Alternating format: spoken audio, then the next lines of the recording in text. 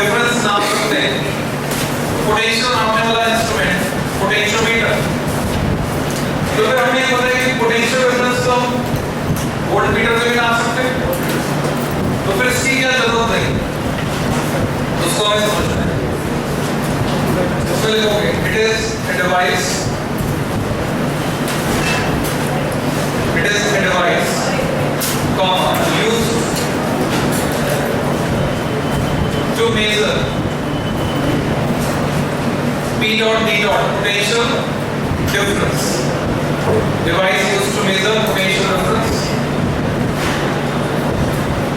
दूसरा दो नंबर का एक सवाल बनता है, तो दो नंबर में पूछा जाता है कि जो पोटेंशियोमीटर है इसको वोल्टमीटर के कंपैरिजन में प्रेफर क्यों करते हैं? Why potentiometer is preferred compared to voltmeter? इस्तेमाल करोगे काफी अच्छी फ्रीक्वेंसी इस क्वेश्चन की। 2m लिखोगे pm पोटेंशियोमीटर को क्या लिखेंगे शॉर्ट फॉर्म में pm is preferred then v circle मतलब voltmeter pm is preferred then v circle potentiometer is preferred than voltmeter because करके डैश लगा दो। 2 पॉइंट लिखने हैं 2 नंबर में। तो पहला पॉइंट लिखने से पहले लाइव एग्जांपल से समझो। मान लो तुम्हारे घर से तुम्हारे लिए नाश्ता आया, सर्दी में कौन सा नाश्ता आएगा? लड्डू।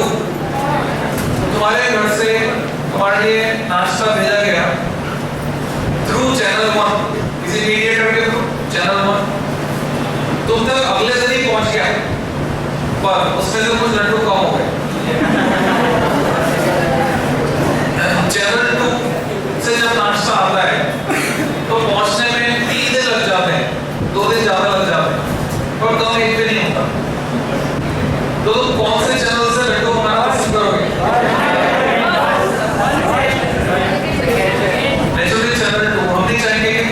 कम हो जाएगा। सिमिलरली पोटेंशियोमीटर जब नापता है तो एग्जैक्ट नापता है। पोटेंशियोमीटर काफी बड़ा है, मीटर बिल्कुल तो एक ही तार होता है 1 मीटर लंबा।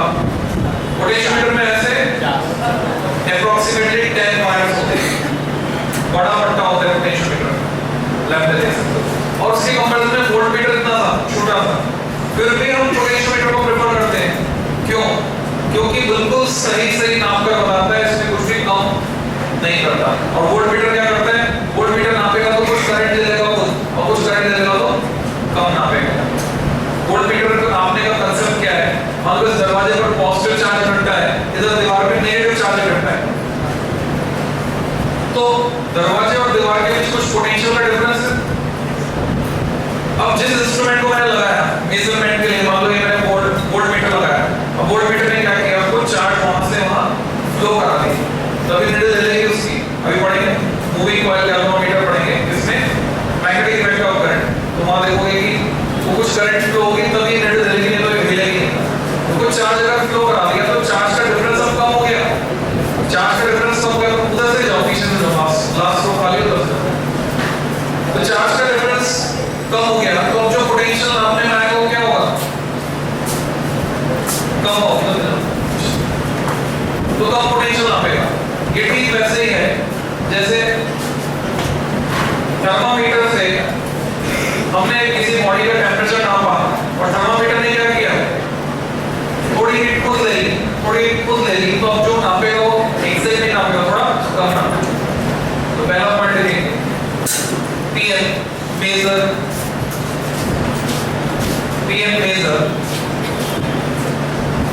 exact value. PM measure exact value. क्यों? Because it does not draw any current. ये खुद कोई करंट ड्रॉ नहीं करता, does not draw any current from the circuit during measurement.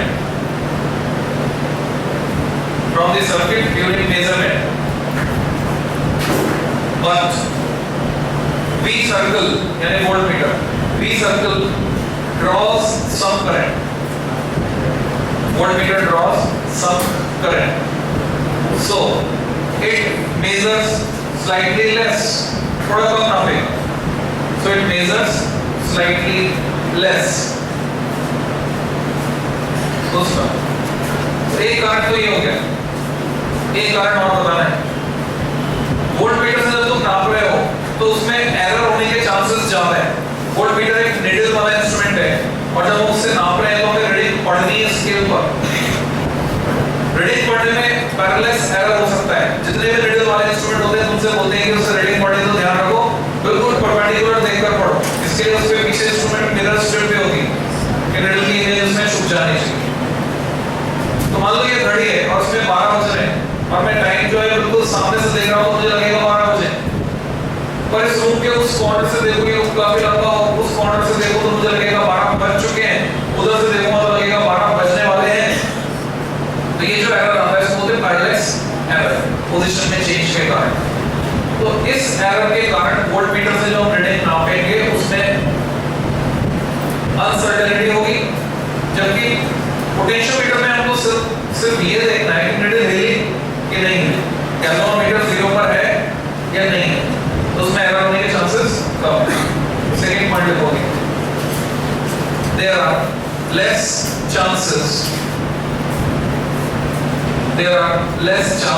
of observational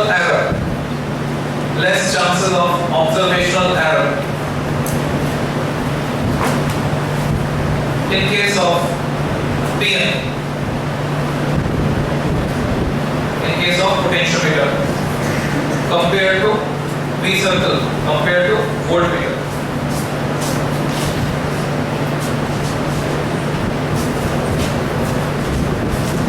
तो एक काम करो ना, ये वाली रो और खाली रो पीछे एडजस्ट हो जाओ, दो रो बस के खाली रो में रहे, और पीछे एक लाइन खाली रखो. जो बच्चे आ रहे हो पीछे से उस लाइन में से होकर जाएंगे इस साइड, आगे वाली लाइन में बैठो दोनों जने. पीछे एक रो खाली रखो, निकल नहीं निकल बस.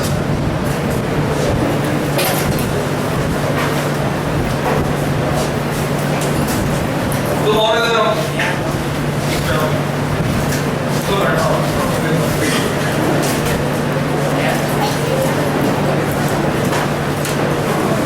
हमने एक क्वेश्चन तैयार किया, why potentiometer is preferred compared to voltmeter.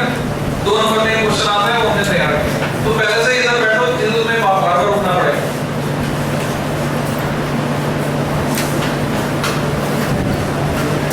बारिश आज जम के हो रही है और कल 12 बजे तक भी वो जो आवरली अपडेट होता है तो उसमें बारिश ही बारिश है, बंद होने की कहीं संभावना नहीं. थोड़ा सा ध्यान रखना, पानी काफी आ चुका है सड़कों पर, बारिश बंद होने वाली नहीं है. कल दिन के 12 बजे तक भी बंद होने वाली नहीं है और उसके आगे का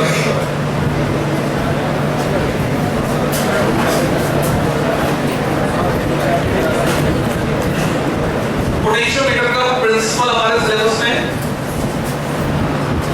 प्रिंसिपल पढ़ना है हमको पोटेंशियोमीटर का. इसकी कंस्ट्रक्शन और वर्किंग वो हमारे सिलेबस में नहीं है, वो हमें नहीं पढ़नी. एप्लीकेशंस है पोटेंशियोमीटर की, 3 एप्लीकेशंस है सिलेबस में.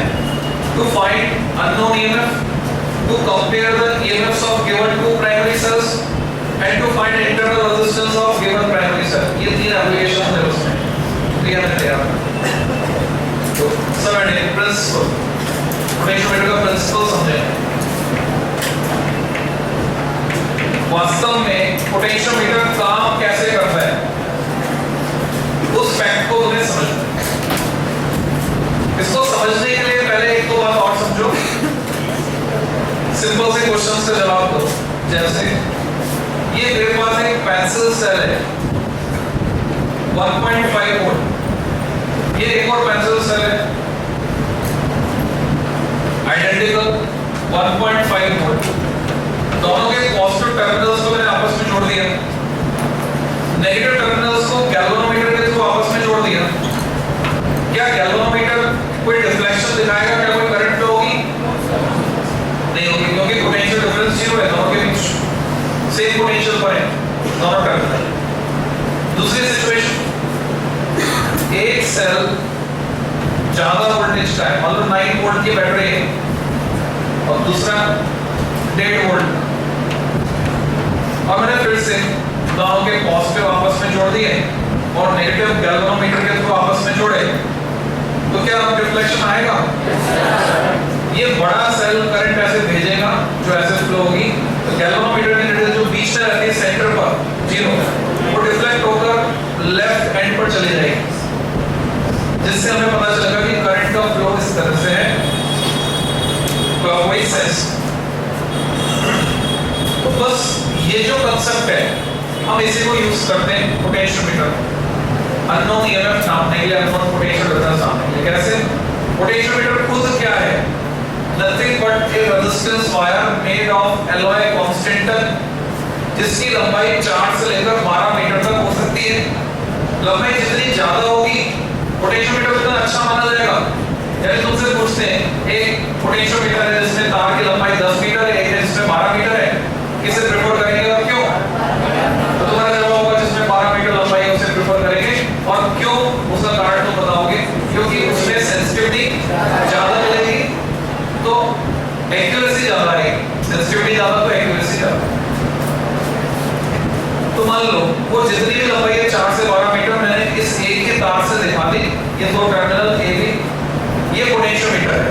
अब इससे तुम्हें नापना है पोटेंशियल डिफरेंस, कैसे नापोगे? तो फिर हमने दिमाग लगाया इससे पोटेंशियल डिफरेंस कैसे नापेंगे। हमने इसके आसपास एक सर्किट बनाया, इस पर यूनिफॉर्म पोटेंशियल ग्रेडियंट मेंटेन करने के लिए हमने कनेक्ट किया एक स्टैंडर्ड सेल। अब ये स्टैंडर्ड सेल क्या होता है? एक ऐसा सेल जिसका ईएमएफ टाइम के साथ बदलता नहीं, उसको बोलते हैं स्टैंडर्ड सेल। क्या मैं डैनियल सेल को स्टैंडर्ड सेल कह सकता हूं या उसकी तरह यूज कर सकता हूं? क्यों? डैनियल सेल में एक्स्ट्रा प्रोविजन होता है। अगर तुम लैब में जाकर देखो, उसका जो कॉपर का डब्बा है ऊपर ग्रू कटे हुए खांचा जैसे पेंट के डब्बे में होता है, और उसमें नीचे होल्स हैं, उसमें हम भर देते हैं कॉपर सल्फेट के क्रिस्टल। जो कॉपर सल्फेट का सॉल्यूशन नीचे भरते हैं उसके साथ कांटेक्ट में रहते हैं कॉपर सल्फेट के क्रिस्टल। जब टाइम के साथ CuSO4 सॉल्यूशन में CuSO4 की कंसंट्रेशन कम होती जाती है, तो ये ऊपर से कॉपर सल्फेट के क्रिस्टल खुलकर कंसंट्रेशन मेंटेन करते हैं। अगर वो कंसंट्रेशन मेंटेन करेंगे तो ईएमएफ टाइम के साथ कांस्टेंट रहेगा। तो डैनियल सेल में एक खास बात है, इसको कंटीन्यूअस सप्लाई ऑफ करंट के लिए हम यूज कर सकते हैं, as well as standard cell की तरह यूज कर सकते हैं। फिर एक होता है आइडियल सेल। स्टैंडर्ड सेल अलग से भी होता है, केमिस्ट्री में तुम पढ़ोगे। एक होता है आइडियल सेल। आइडियल सेल कौन सा सेल होगा? जिसका इंटरवल रेजिस्टेंस 0 होगा, उसे बोलेंगे आइडियल सेल। तो स्टैंडर्ड सेल हमने लिया जिसका इंटरवल रेजिस्टेंस नेग्लिजिबल है, एक की मदद से यहां जोड़ दिया इस वायर के एंड्स पर। वायर की लेंथ सपोज कैपिटल L है, तो हम यूं कह सकते हैं कि ये सारा का सारा ईएमएफ L लेंथ पर ड्रॉप होगा।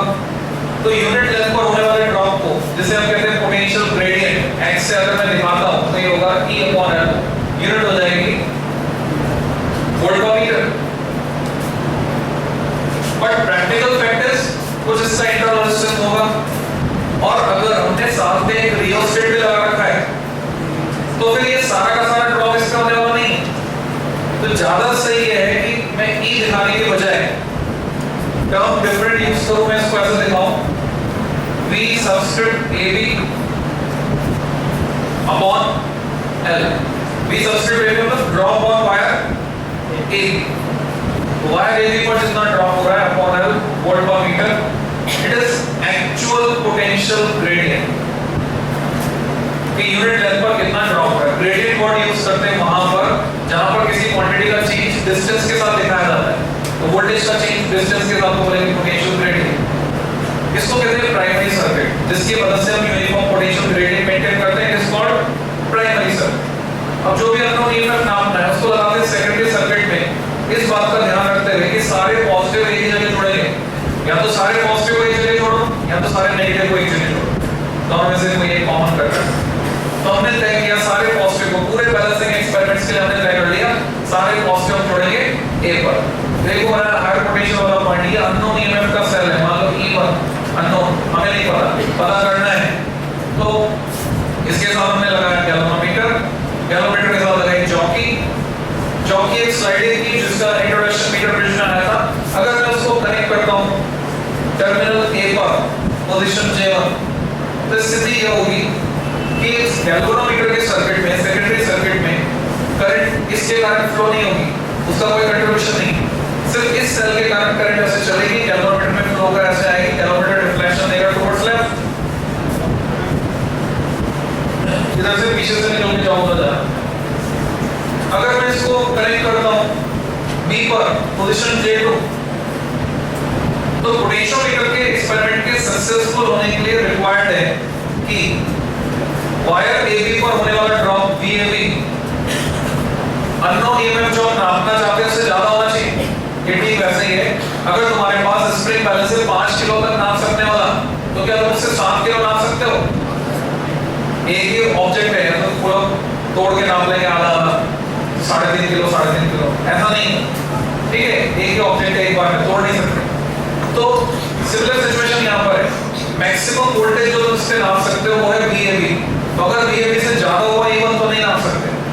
तो इसके लिए सफिशिएंट कंडीशन अगर हम साथ के साथ लेते हैं for experiment to be successful, VAB should be greater than E1 या E अननोन, ऐसा लिख सकता हूं, E1 या E अननोन, जो भी अननोन हमें नापना है उससे ज्यादा होना चाहिए तब नाप सकते हैं।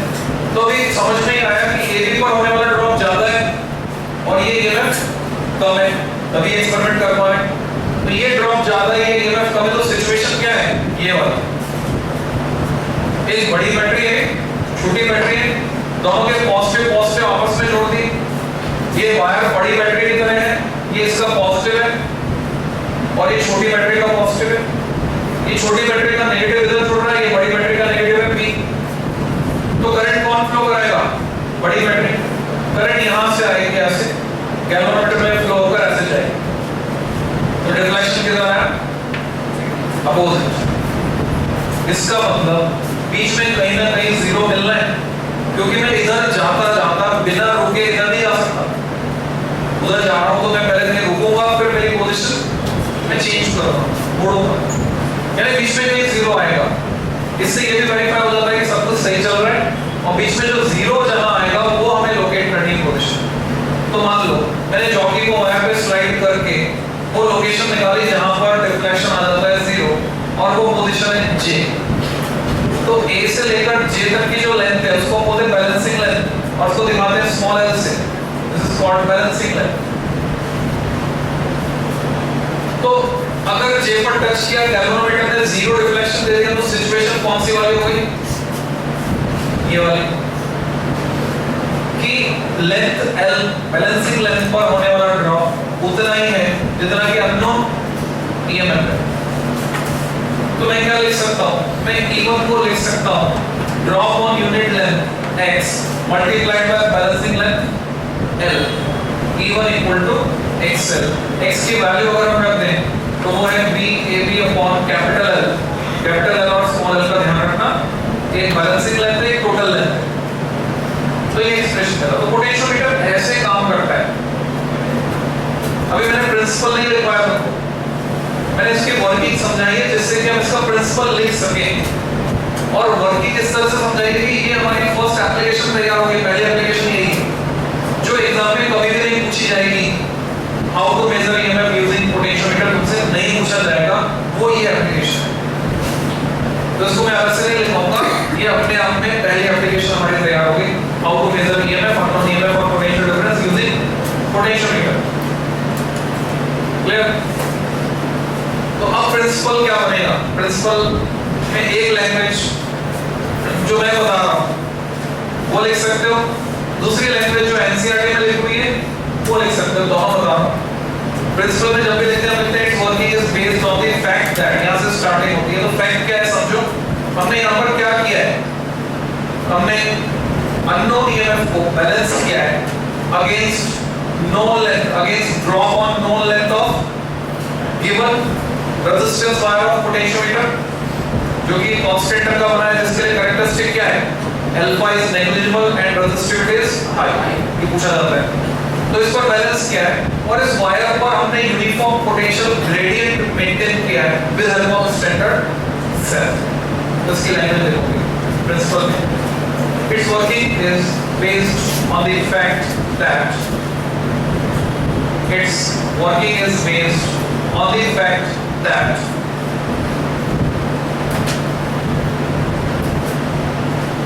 we can balance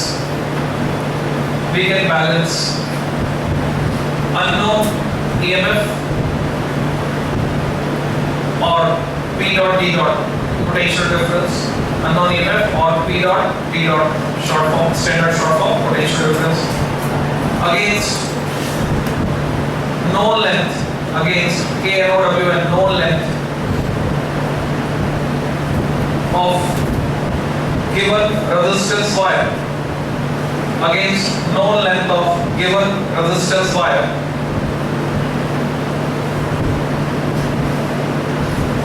on which a uniform potential gradient is maintained, on which a uniform potential gradient is maintained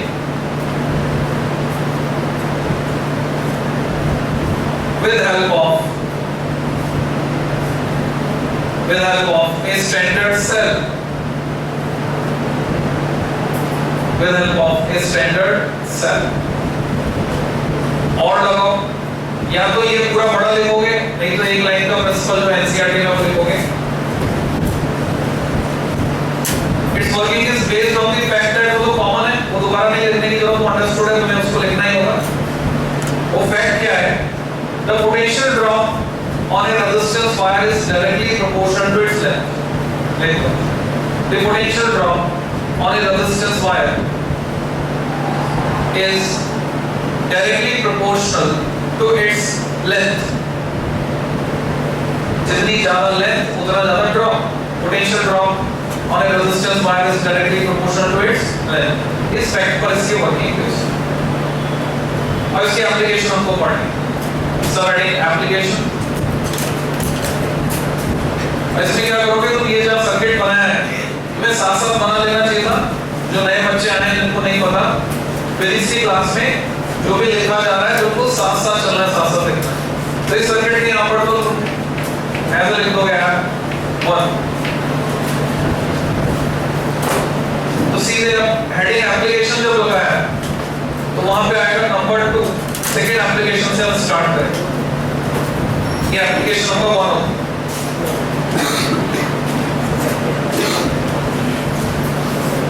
तो सेकेंड एप्लीकेशन में हमको कंपैरिजन करना है. एग्जाम में जब भी किसी भी क्वेश्चन में वर्ड आता है कंपेयर तो इसका सीधा सीधा मतलब होता है you have to find the ratio. Compare word जहां पर भी आएगा तुम्हें सिंपली रेशियो निकालना है. तो देखोगे टू कंपेयर द EMFs. इस पे प्रैक्टिकल भी तुम्हारे सिलेबस में जिन्होंने प्रैक्टिकल नहीं किया लैब में जाके इस प्रैक्टिकल को परफॉर्म करना है. To compare the EMFs of given compare the EMFs of given PWO2 primary cells, given two primary cells using PN, using potential. तो तुमको दो प्राइमरी सेल दिए हुए हैं. जनरली कौन-कौन से सेल दिए जाते हैं? एक लैग्रांज है, दूसरा डेनियल. प्रैक्टिकल जब करते हो तो जवाब तुम्हें पहले से पता होता है क्योंकि लैग्रांज सेल का EMF लिक्विड फॉर्म में 1.45 वोल्ट. वो जो लेक्चर पढ़ा था तुमने EMF वोल्टेज इंस्टॉलेशंस में मैंने EMF बताया था अलग सेल्स के. तो लैग्रांज सेल का लिक्विड फॉर्म में 1.45 वोल्ट और डेनियल सेल का होता है अराउंड 1.125 वोल्ट. तो जब मैं रेशियो लूंगा 1.45 और 1.125 तो थ्योरेटिकल वैल्यू मेरे पास आती है 1.28. प्रैक्टिकल में ये वैल्यू वेरी करती है 1.28 से 1.34 के बीच. तो मैं इसका रेशियो मिलता है, कंपैरिजन का रिजल्ट मिलता है. तो अभी तुम इसमें सर्किट बनाओगे पहले और फिर लैंग्वेज लेंगे. ये 2 नंबर में आता है तो ऊपर 2n लिख दो. 2 नंबर में सिर्फ सर्किट भी पूछते हैं और कभी-कभी 2 नंबर में मेथड पूछ लेते हैं हाउ टू कंपेयर. तो उसमें सर्किट के साथ 2-3 लाइनें और लिखते हैं. एक सर्किट है समझने के लिए, दूसरा सर्किट है एग्जाम में बनाने के लिए. क्या अंतर है वो समझ. पोटेंशियोमीटर के जितने भी तार हैं अगर मैं पूरे तारों को सिर्फ एक ही तार से दिखा देता हूं वायर AB मतलब लंबाई जितनी भी है टोटल 4 से लेकर 12 मीटर तक हो सकती है, वो मैंने एक ही तरह से दिखा दी है। अब इसमें मैंने जोड़ा सेल, स्टैंडर्ड सेल, साथ में की प्राइमरी सर्किट बना रहा हूँ, यूनिफॉर्म पोटेंशियल ग्रेडियंट मेंटेन करने पर। अब की बात हम प्रैक्टिकल कर रहे हैं और प्रैक्टिकल में एक रीडिंग से काम नहीं चलती, एक से ज्यादा ऑब्जर्वेशन चाहिए, एक से ज्यादा ऑब्जर्वेशन चाहिए। तो रीडिंग वेरी कराने के लिए मैंने लगाया रियोस्टेट, यहाँ पर लगा दिया रियोस्टेट RH। तो ये बन गया प्राइमरी सर्किट। सेकेंडरी सर्किट में हम वो दोनों सेल कनेक्ट करेंगे जिनका EMF कंपेयर करना है। पहला cell suppose Lagrange EMF E1, दूसरा सेल डैनियल।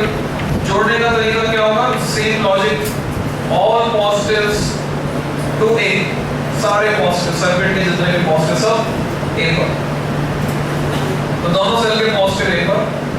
अब हम ये चाहते हैं कि एक बार हम E1 के लिए बैलेंसिंग लेंथ निकालें, एक बार E2 के लिए। तो एक स्पेशल टाइप ऑफ की होती है, लैब में जाकर तो देख सकते हैं, उसे बोलते हैं टू वे की। तो एक टू वे की का हम यहाँ पे इस्तेमाल करते हैं जिसमें 3 टर्मिनल्स होते हैं। बीच वाले टर्मिनल को जोड़ दिया जाता है गैल्वेनोमीटर से, गैल्वेनोमीटर के दूसरे टर्मिनल को जॉकी से, ऐसे डब्बा बनाते हैं टू वे की।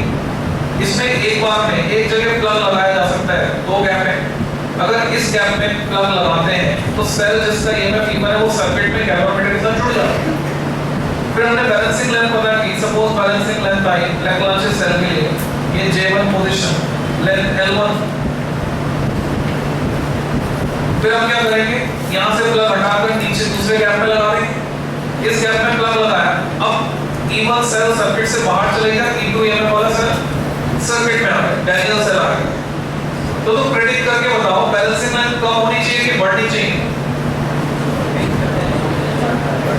डैनियल सेल का EMF 1.125 कम है, तो बैलेंसिंग लेंथ कम हो जाएगी, यानी ये पॉइंट शिफ्ट हो जाएगा यहाँ पे J2, suppose length is L2। तो मैं लिख पाऊंगा E1 equal to x L1 and E2 equal to x L2, ऐसा लिख पाऊंगा सेम लॉजिक से जो वहां पे लगा। पोटेंशियल ग्रेडियंट दोनों सिचुएशन में सेम है।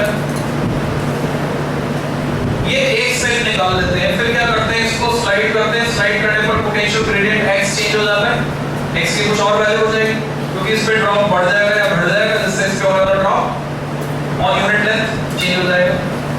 दोबारा से हम इस गैप में प्लग लगाते हैं, फिर से बैलेंसिंग लेंथ निकालते हैं, सपोज L1 डैश, फिर यहाँ प्लग लगाते हैं, बैलेंसिंग लेंथ निकालते हैं, सपोज L2 डैश, फिर से रेशियो लेते हैं, ऐसा 3 बार करते हैं। तीसरी बार फिर इसकी पोजीशन चेंज करके L1 double dash, L2 double dash, फिर ये जो 3 रेशियो आ गए, तीनों को जोड़कर डिवाइडेड बाय 3, मीन को रिजल्ट की तरह एक्सप्रेस करें प्रैक्टिकल मैथ्स। ये पोटेंशियोमीटर में समझने के लिए जो सर्किट था, एग्जाम में जो बनाकर आना है वो डिफरेंट बनाना है, क्यों बनाना है वो ऐसे समझ लो।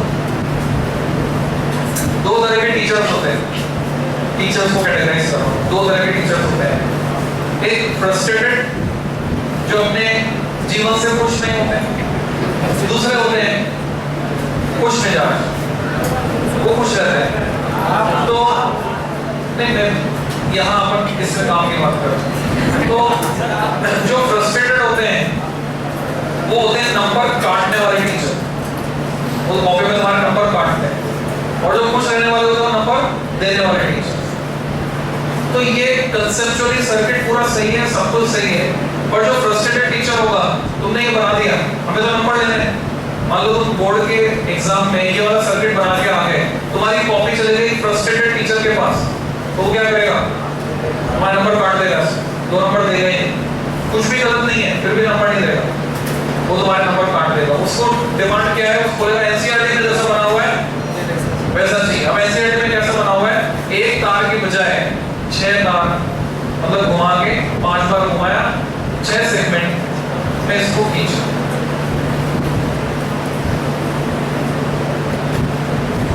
ये पॉइंट ए, ये पॉइंट ए।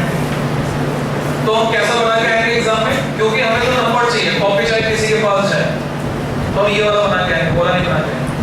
क्लियर? तो इस सर्किट को बनाओ, प्रैक्टिस भी हो जाएगी तुम्हारी। ये तो वायर ए भी हो गया। अब प्राइमरी सर्किट बनाना है, प्राइमरी सर्किट EMF E का cell plus minus E rheostat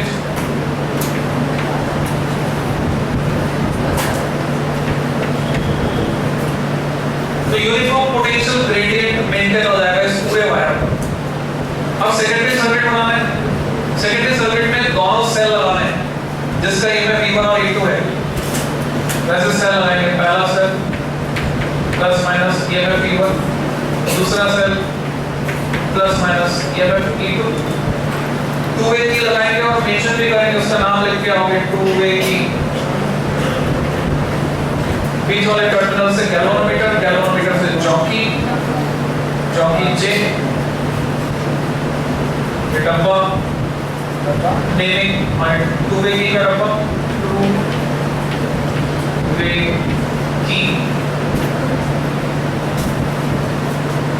तो ये सर्किट बनाकर आना है जो सिमिलर टू दैट है। मेथड पूछेंगे तो 2-3 लाइन और लिखनी है, वो लिखवा रहा हूँ। उससे पहले ये समझ लो प्रैक्टिकल में कुछ बच्चे परेशान रहते हैं। वो बच्चे प्रैक्टिकल में हमेशा परेशान रहेंगे जिनमें कॉमन सेंस की कमी है या कॉमन सेंस की कमी नहीं है पर वो लगाना नहीं चाहते कॉमन सेंस। मतलब उन्हें पता नहीं कि प्रैक्टिकल और कुछ नहीं है, सिर्फ एप्लीकेशन ऑफ कॉमन सेंस है।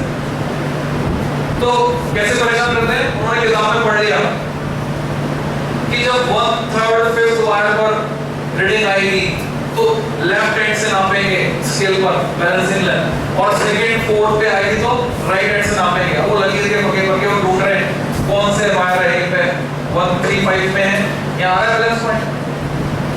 और जिसके पास कॉमन सेंस है वैसे सोचेगा हमें यहाँ पर क्या चाहिए, हमें चाहिए balancing length. And what is balancing length? A point से स्टार्ट करके जिस भी वायर पे बैलेंस पॉइंट मिल रहा है वहां तक की लेंथ। तो J तक की लेंथ, J तक की लेंथ चाहिए तो दिख रहा है 100 सेंटीमीटर के सेगमेंट है, यहाँ से यहाँ तक 100। अब इस पॉइंट के कोरस्पोंडिंग स्केल पर तुम्हें साफ साफ दिख रहा है 28 भी लिखा हुआ है, एक साइड 72 लिखा हुआ है। तो 28 हो गई 72 हो गई, कॉमन सेंस। तो क्या बैलेंसिंग लेंथ हो गई 120। तो तुम्हें इस तरह की मिस्टेक्स नहीं करनी है। प्रैक्टिकल में बहुत आसान होता है अगर तुम थोड़ा सा दिमाग लगाकर सोचो, कॉमन सेंस से सोचो। प्रैक्टिकल में ऐसा कुछ नहीं होता कि हाँ मेथड ऐसे लिखा हुआ है किताब में तो ऐसे लिखा हुआ है, ऐसा कुछ भी नहीं होता। तो बहुत आसान होता है। बैलेंसिंग लेंथ में कॉमन सेंस लगाकर निकालो।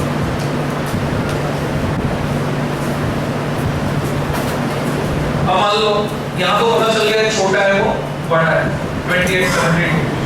अब ये बीच में नहीं आ रहा है, 48 के आसपास आ रहा है, तो पता नहीं चल पा रहा 48 भी है 52 भी है। तो लॉजिक ये है कि ये तार इधर से आ रहा है तो वो स्केल जिस पर तुम 42 या 48 या 52 नापने वाले हो वो इधर से चालू होना चाहिए, उसका जीरो जिसका जीरो इधर से चालू हो रहा है उसका रीडिंग लो। लिखोगे लैंग्वेज में we connect the given cells, we connect the given cells as shown, we connect the given cells as shown and find the balancing lengths, find the balancing lengths L1 and L2, balancing lengths L1 and L2 respectively, L1 and L2 respectively for cells of EMFs E1 and E2, for cells of EMF E1 and E2, then we may write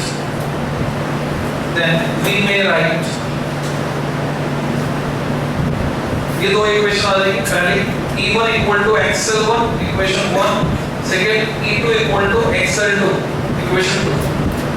ये दो equation E1 equal to XL1, E2 equal to XL2। Now taking ratio compare करना है आपको। Taking ratio 1/2 we get E1 upon E2 equal to L1 upon L2। और एक काम का formula है, इस पे डायरेक्ट फॉर्मूला बेस्ड न्यूमेरिकल तुमसे एग्जाम में पूछा जाता है। तुमको E1 दे देते हैं, L1 upon L2 दे देते हैं, तुमसे E2 बताओ क्या होगा। और सेल के बजाय 2 सेल लगा देंगे। अगर सेल को ऐसा लगा दिया और तुमको बोला बैलेंसिंग लेंथ है 702, तो वो किसके कॉरस्पॉन्डिंग है? E1 plus E2। फिर तुमसे बोलेंगे सेल को ऐसा लगाया E1 minus E2।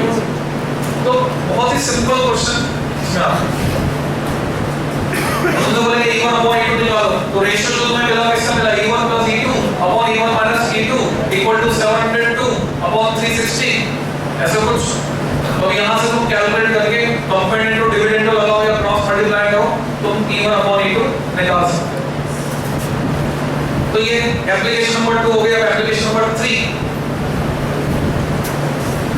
Third application देखोगे, to find internal resistance, to find internal resistance of given primary cell, to find internal resistance of given primary cell using PN.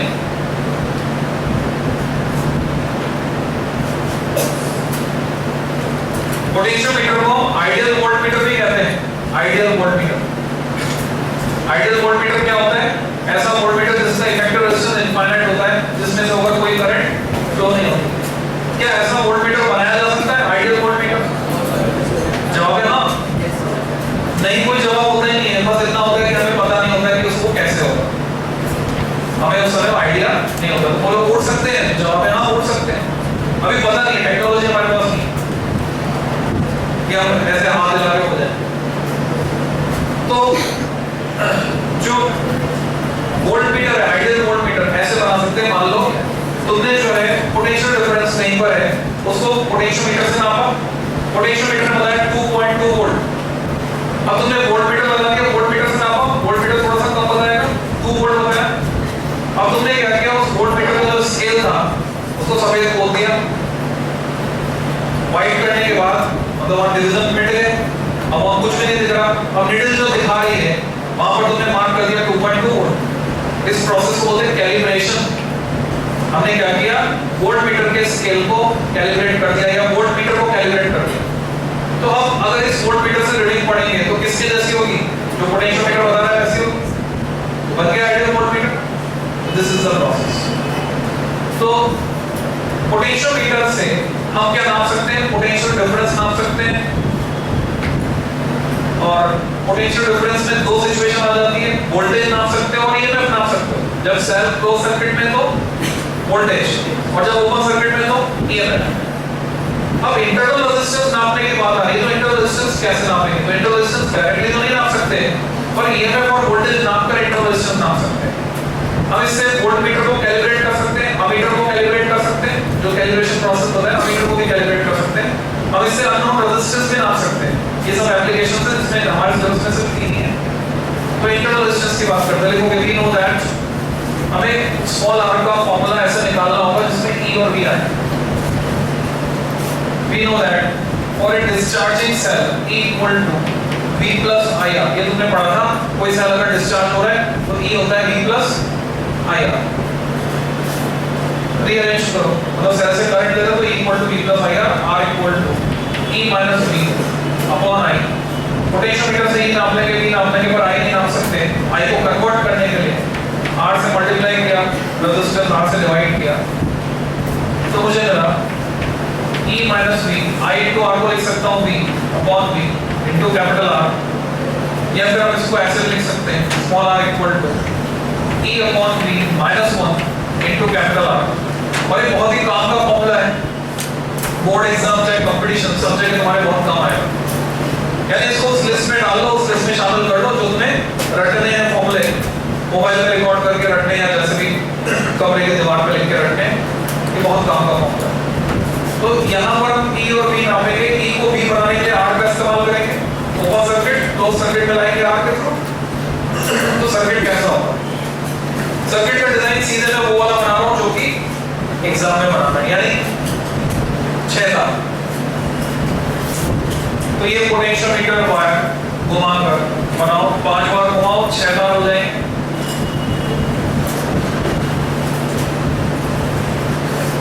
Terminal A terminal P।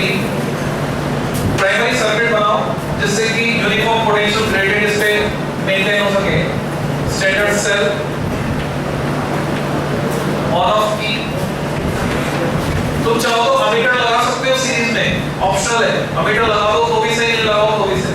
Ammeter सिर्फ current बता देगा जिससे हम rheostat से control कर लेंगे कितनी करंट चाहिए। Rheostat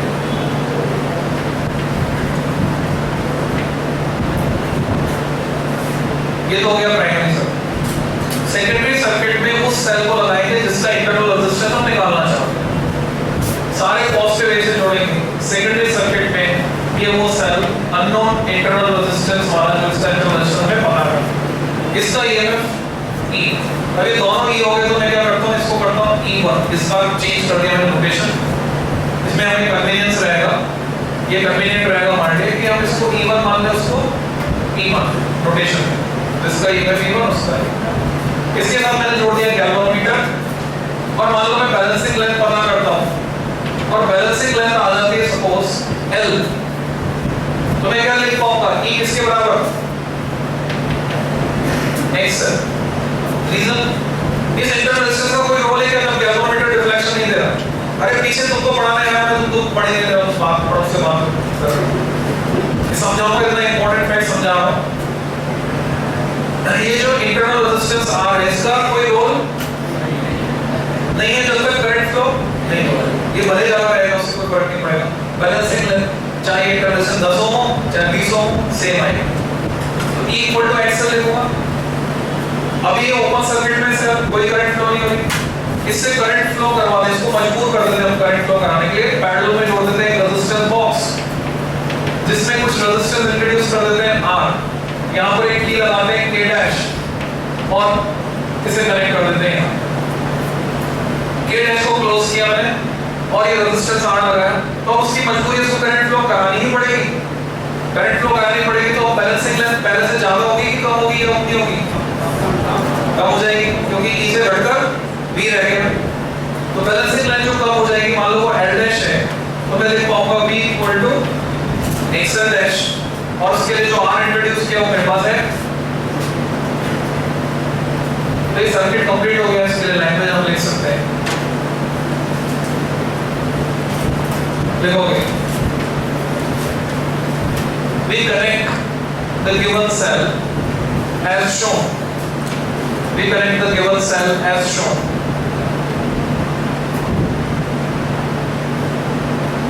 and find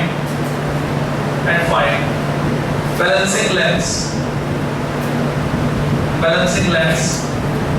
L and L dash, balancing lengths L and L dash, keeping K dash open and close, keeping K dash open and close respectively, keeping K dash open and close respectively, so that we may write E equal to XL, V equal to XL dash. Putting these values in equation 1 में values रख दो, we get small r equal to L upon L dash minus 1 into capital R। तो practical से हम L और L dash दोनों निकाल देते हैं। L से L dash बनाने के लिए रेजिस्टेंस R इंट्रोड्यूस किया, हमें पता है रेजिस्टेंस बॉक्स में कितना लगा है वो हम रख देते हैं यहाँ पे। अब तुम्हें एक प्रैक्टिकल डिटेल और पता होनी चाहिए, अगर तुम कैपिटल R को बढ़ाओगे तो स्मॉल r का क्या होगा, इट विल रिड्यूस, इंक्रीज और रिमेन सेम। तो तुमने इंटरनल रेजिस्टेंस पढ़ा है, उस पॉइंट ऑफ व्यू से सोचो इंटरनल रेजिस्टेंस किन फैक्टर्स पे डिपेंड करता है। Internal resistance depends on current drawn from the cell. Larger the current drawn more will be the internal resistance. अगर तुमने कैपिटल R बढ़ाया तो करंट ज्यादा फ्लो होगी कि कम फ्लो होगी, तो इंटरनल रेजिस्टेंस कम। यानी अगर तुम कैपिटल R बढ़ाओगे तो स्मॉल r कम मिलेगा। सेल का इंटरनल रेजिस्टेंस बहुत सारे फैक्टर्स पे डिपेंड करता है, इलेक्ट्रोड्स के बीच की दूरी, अमाउंट ऑफ इलेक्ट्रोलाइट, सब तुम प्रैक्टिकली वेरीफाई कर सकते हो लैब में जाकर। तो अगर हम कैपिटल R बढ़ाते हैं तो ये बैलेंसिंग लेंथ बढ़ती है L डैश, जिससे कि स्मॉल r कम हो जाता है। क्लियर? पोटेंशियोमीटर पे बहुत तरह के अलग अलग सवाल बनते हैं, तो वो रिवीजन शीट डीआरएस वगैरह जो मैंने प्रैक्टिस शीट लगाई है उनमें वो क्वेश्चन है वो तुम्हें करने होंगे। जैसे तुम्हें टाइम मिलता है सामने की दीवार पर जाकर उनको देखो, और जो व्हाट्सएप कांटेक्ट है वहाँ तुमने भेज दिए, बाकी लोग यहाँ पर देख सकते हैं, ठीक है। और टेस्ट भी प्रिपेयर्ड है, जिन लोगों ने पहले वाले टेस्ट पूरे किए आगे के टेस्ट पेपर को ले सकते हैं। Thank you.